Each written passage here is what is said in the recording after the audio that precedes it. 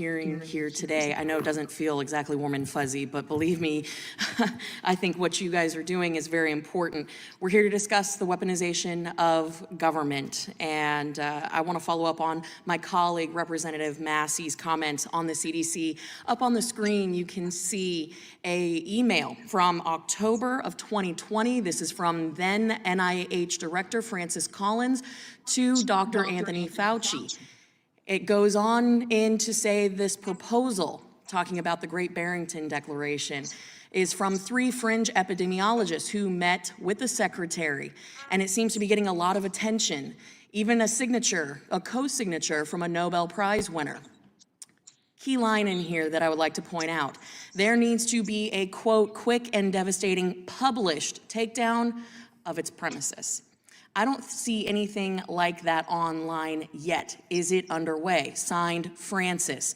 Now, what I find interesting is if you fast forward into June of 2021, the Biden administration was raging at social media companies. There is communications that we can produce, for the record, that state we would like you to combat, quote unquote, misinformation. Now, we, thanks to the Twitter files, know that Twitter executives were using the term visibility filtering, and that really, to the rest of the American general public, was shadow banning, correct? Yes. Okay. So all of a sudden, we saw a rash of blacklists created by Twitter at the highest levels that were taking down some of the signatories and creators of this very Barrington Declaration, correct? This is to both of you. I haven't seen that, but... I haven't seen that either. So would you agree that there was a blacklist created in 2021? Sorry, yes, Jay Bhattacharya, the Yes. Stanford professor who I don't think anybody considers a fringe epidemiologist, was indeed, I'm sorry, I didn't piece it together. He was indeed visibility filtered. Correct. And so this blacklist that was created that really was used to deplatform, reduce visibility, Yes.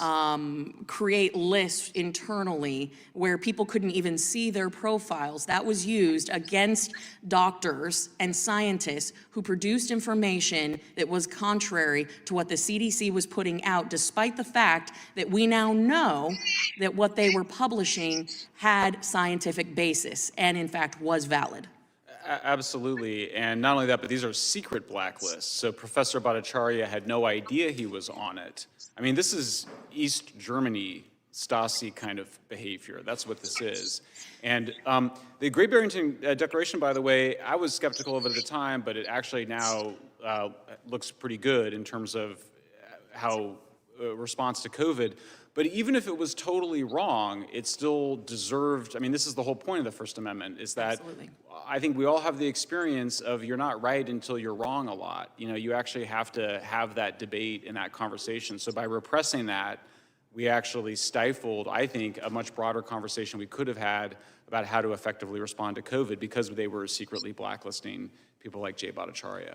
And I think to the bigger point that Americans are concerned about when it comes to the weaponization of government, this isn't Republican or Democrat issue, this is an American issue. You had individuals, millions of Americans, who in many cases were being mandated to take an experimental vaccine, and when those that wanted to consider taking it were trying to make an informed decision, you had opinions that were being silenced because it didn't fit a specific narrative pushed by the Biden administration, correct?